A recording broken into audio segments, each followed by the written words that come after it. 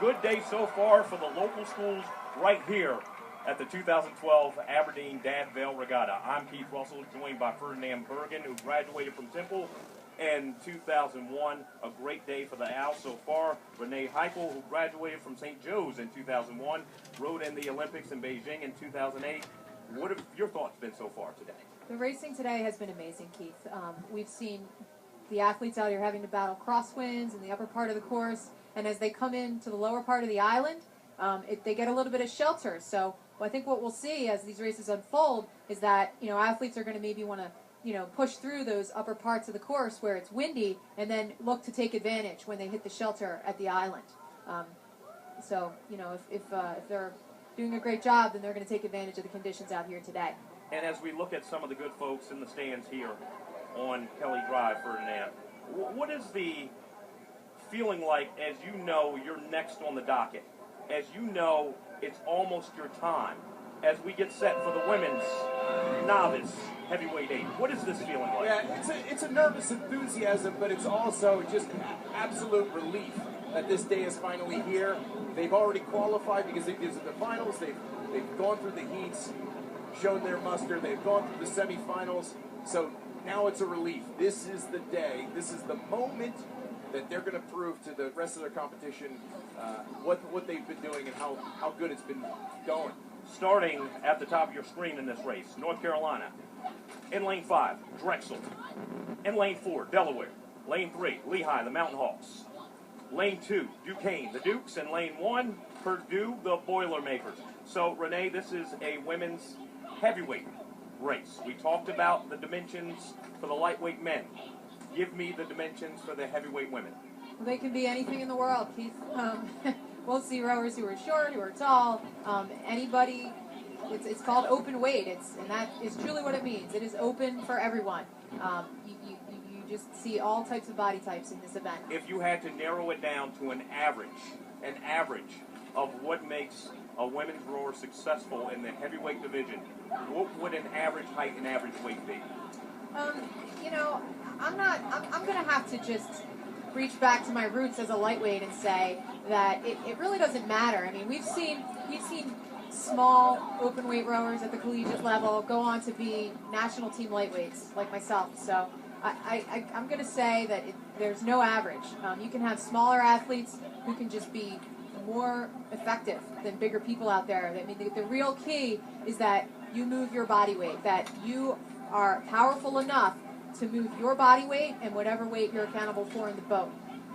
Yeah, so far in this is just a terrific race shaping up here. We have all five of the 6 crews all in touching distance here. No definitive leaders at the moment.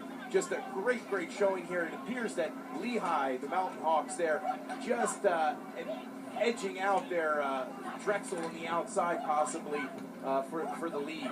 But just a terrific, very strong race. 4 boats, 5 boats, all in contention to win this race, 700 meters in. And what a special year in Lehigh athletics. Who can forget the Mountain Hawks knocking off Duke, the upset of the NCAA tournament just this March. Renee, so far, when we look at this race as we pass the Strawberry Mansion Bridge, how do you see it unfolding? Well, one of the crews didn't take the turn so well, and we can see them at the top of our screen.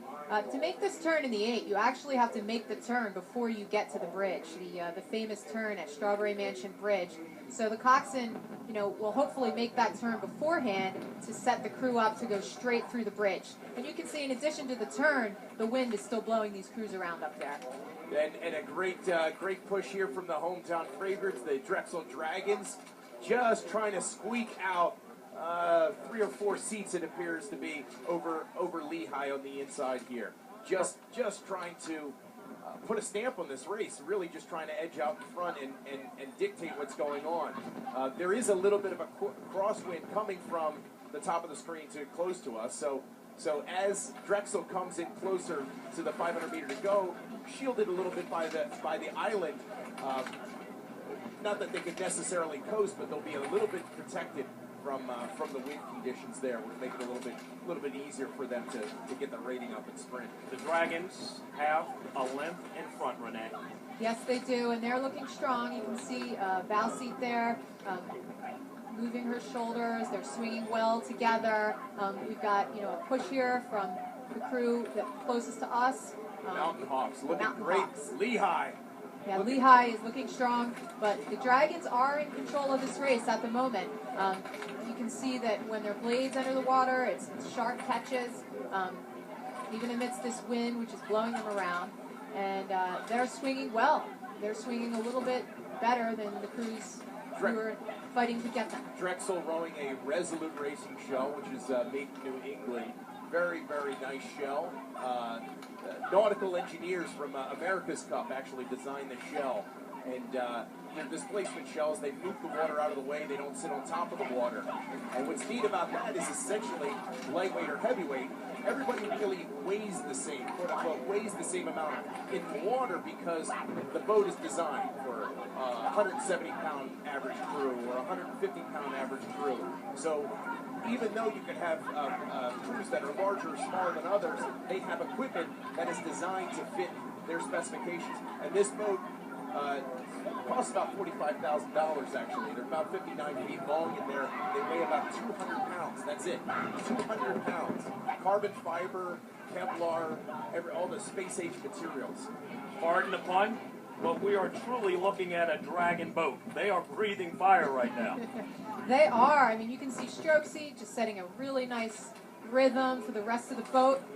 Lehigh is still pushing them, so they've got a good swing going. You can see that wire. That is 400 meters to go that these crews are coming into. So we're going to expect to see a big push coming here as these two crews fight it out for gold. As we come down the stretch, Drexel in the lead, followed by Lehigh, Purdue, Delaware, Duquesne, and North Carolina, Ferdinand.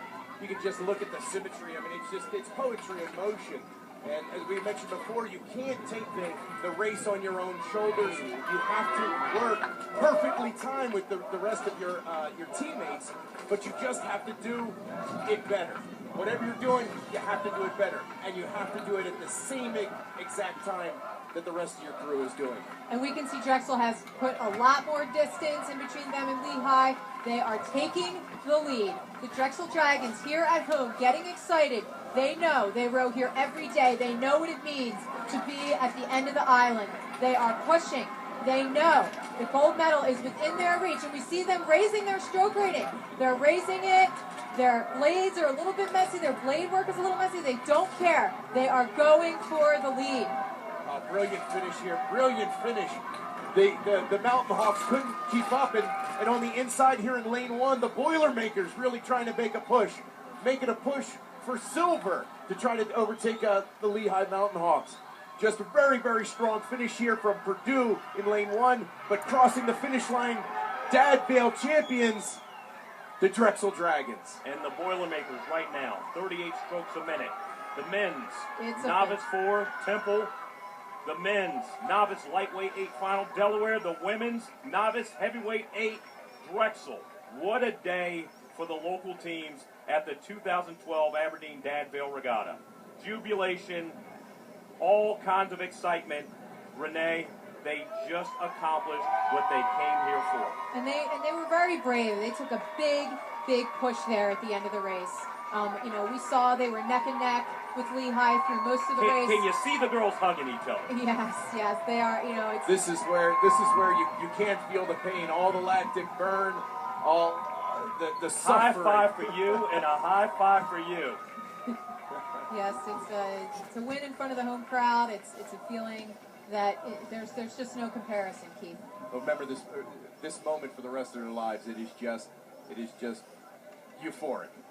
This is something that will never be forgotten. Not by the Drexel women, not by us.